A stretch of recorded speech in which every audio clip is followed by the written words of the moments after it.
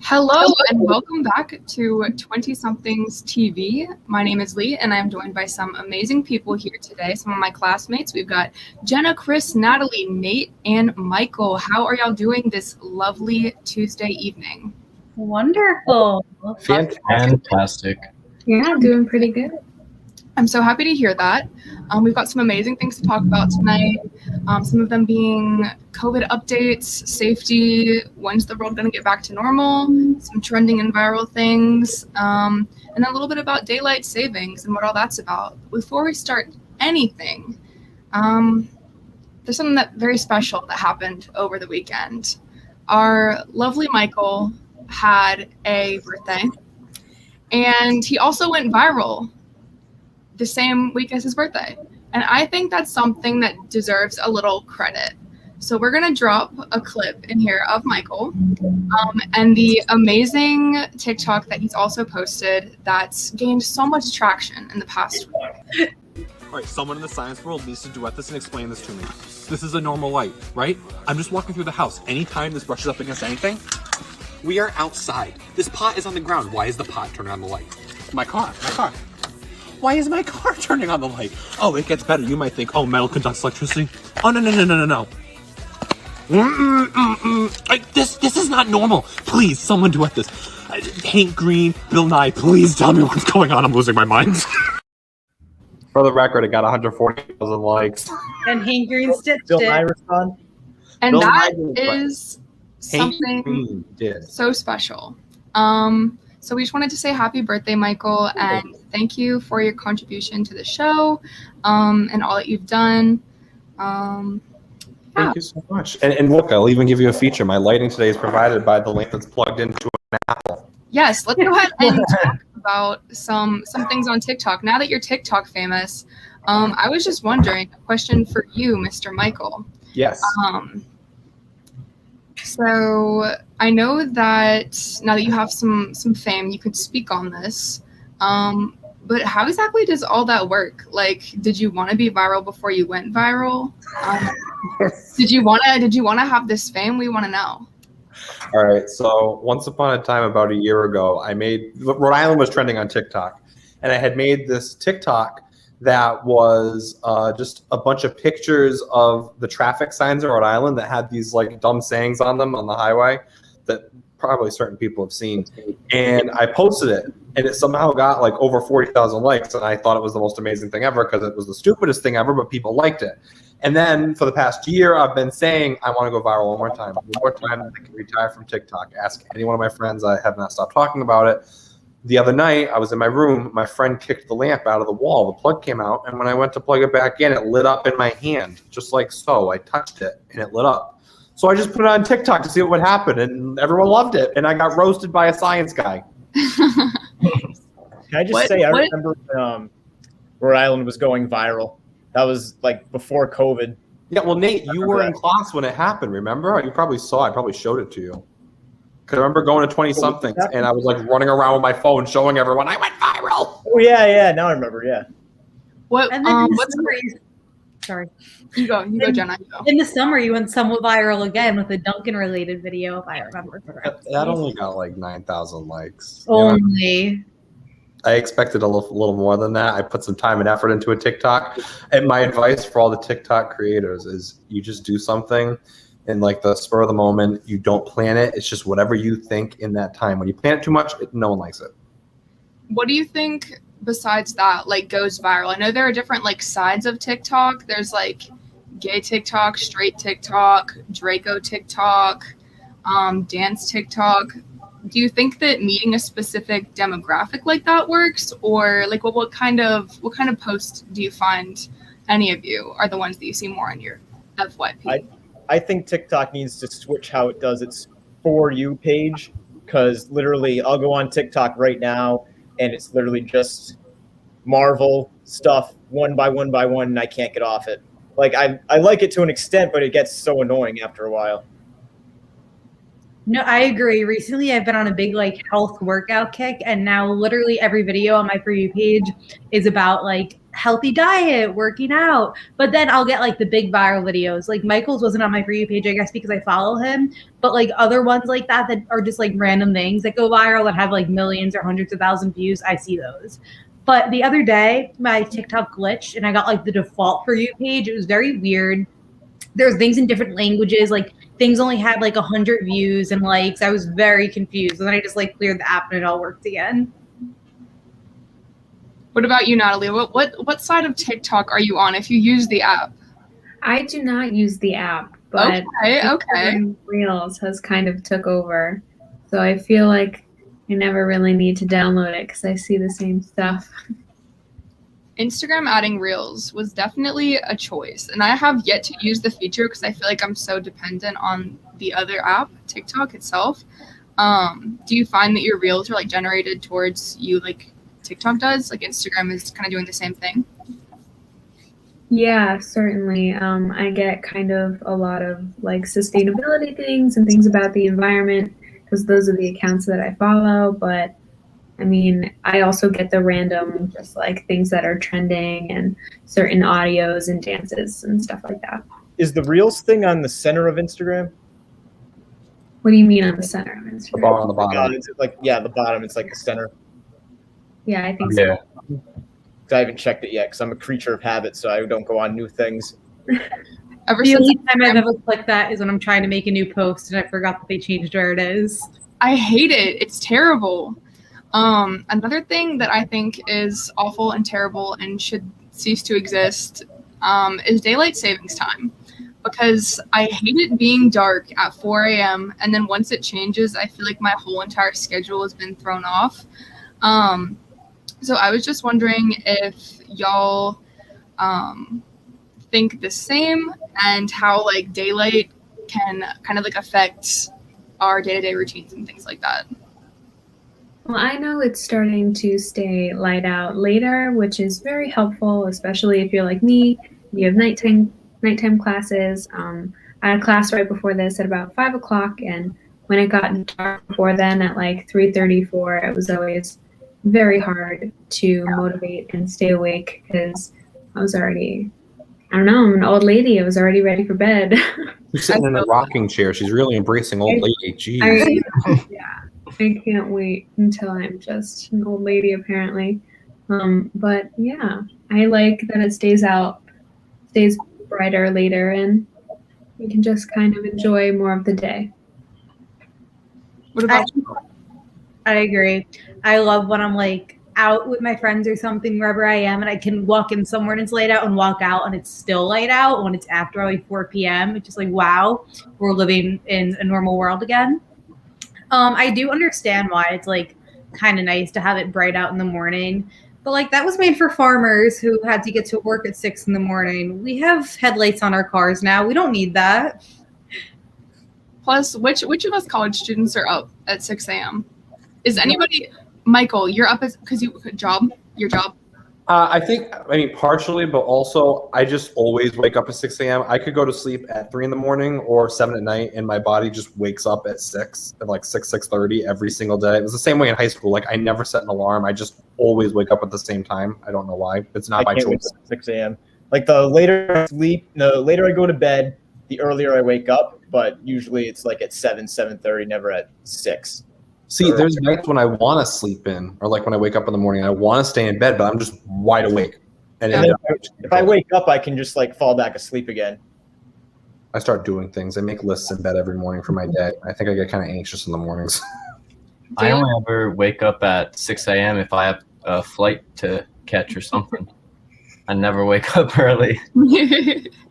I feel like for myself, I stay up way too late, and so I would just prefer like that extra hour of daylight to make me feel like night isn't so long. Like I'll go to bed at like 4 a.m. and wake up at like 8:39, which is like my usual schedule. Not enough sleep. That's a topic for a different class period. But if I had that extra hour of daylight, I think I would get more out of my day and then maybe stay up a little bit less.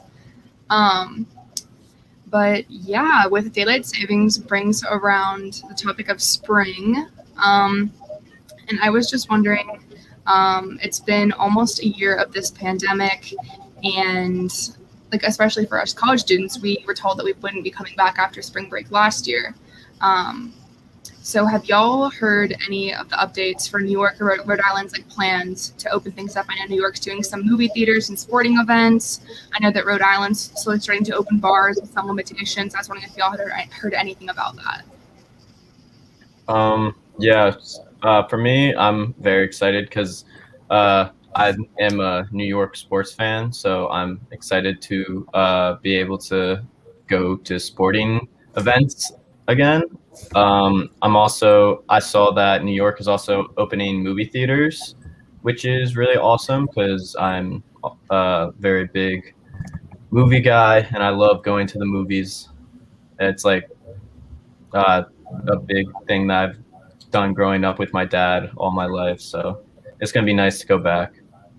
And they're gonna have like movies to put in the theaters. I know like some production has been like slowed down and halted. Like, do you know anything that's gonna be running and things like that? Yeah, I know there are some movies coming out this month, actually. I know Black Widow is going to be released in theaters, and Zack Snyder's Justice League and King Kong versus Godzilla is also going to come out, but those are also going to be released on HBO Max as well as in theaters. Justice League is in theaters? What was that? Justice League is coming out in theaters? Yeah, it's coming out in theaters and on HBO Max. Oh, I didn't know that. I'm sorry, but as soon as you said the Black Widow, I just thought that Nate's For You page algorithm is taking notes right now. They're like, he's ready. What about you? Do you think that this is like kind of not an answer, but do you think that with COVID and everything and how people just got used to watching movies at home and just having them right at the tip of their fingers without having to pay astronomical prices to go to the movie theaters, do you think that the business is ever going to be the same? Do you think they'll keep improving movie theaters, or do you think it just kind of die off? I don't think it's going to stay the same. I think it's definitely going to take a turn for where more people are going to sit at home because they don't want to pay the prices. They'd rather pay $7 for a streaming service than go out and then pay for the tickets and then the popcorn and everything. Listen, I'm not one to love going to movies. Still, I think. I'm not a huge moviegoer. I prefer to watch them at home. I'll wait until it comes out online and watch it again once at home. But there is definitely an appeal to going to the movies, going with someone, getting that popcorn, getting those annoying, obnoxious kernels stuck in your teeth, and sneaking in the candy when you walk through as a child and your dad's yelling at you to not drop it or make too much noise. There's an appeal to it. I don't think that's ever going to go away. I do definitely think that it's going to change. I agree with that, but I don't think that it's going to be something that's going to die anytime soon. I agree. I think like 13-year-olds going to the movies on their first date is always going to be like a rite of passage, like that being your first place to hang out with your friends without your parents. Yeah, I don't think it'll ever completely disappear. Maybe the first place you hold hands to, you never know. Whoa. Was that the case for you, Michael? Spill the tea. No, I think it was in the hallway in the science wing in like 6th grade. The girl who had a couple lockers down from me, I think we had a thing for a while. Ooh. You were one of those middle school couples. I'm gonna have to find someone. At the dances, watch out. With all of that being said, though, especially with sporting events and movies, do y'all think that it's a little bit too much too soon, especially with Rhode Island starting to, again, like open those bars back up, more restaurants being open with not many regulations? Is it too much too soon, or do we feel like there's going to be started like a tapering off of all the cases? Well, from what I've been seeing, it seems like all the numbers are still going down. So as long as that happens and there's a new vaccine coming out, and that's only one shot. So that's going to significantly improve the people that are waiting in all those long lines. So I think that this is the right time to start opening up more. I agree. And if they are going to open up, I think maybe enforce like a no line policy. Just put your name on a wait list, wait in your car, or wait at home and come at when your table is ready. But compared to like what's happening in Texas, I think this is very mild because I saw that apparently Texas lifted their mask mandate today and they're just going to open everything at 100%. And I just don't see that going well. Yeah, that's a little scary.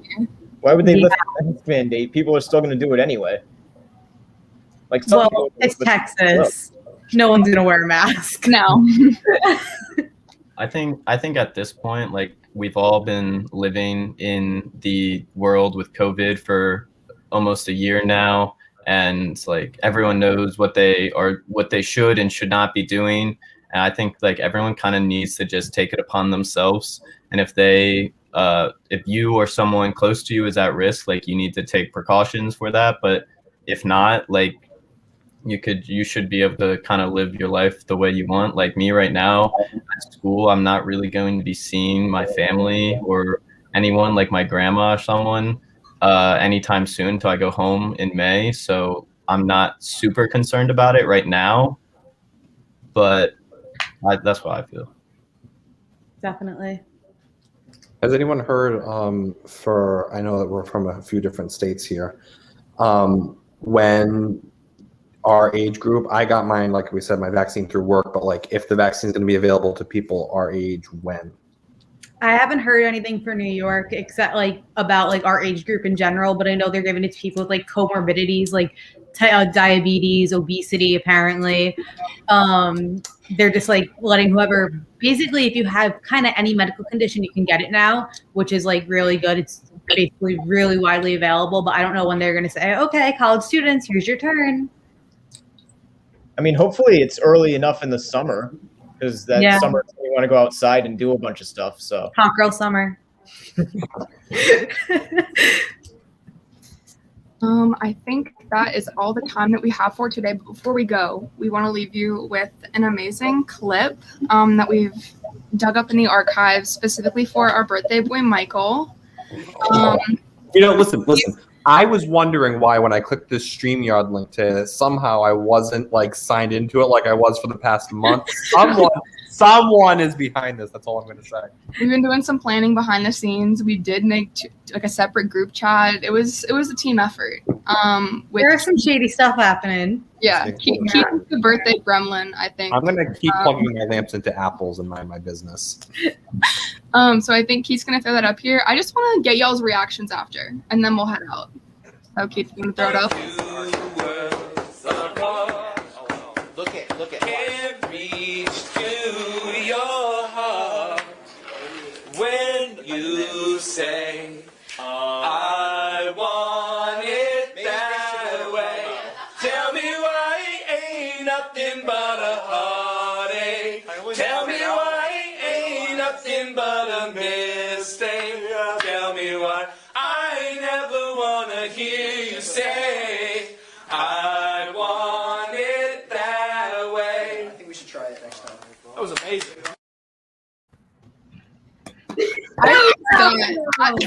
Listen, the first thing that popped into my mind was we're not wearing masks. That's the first thing that I realized.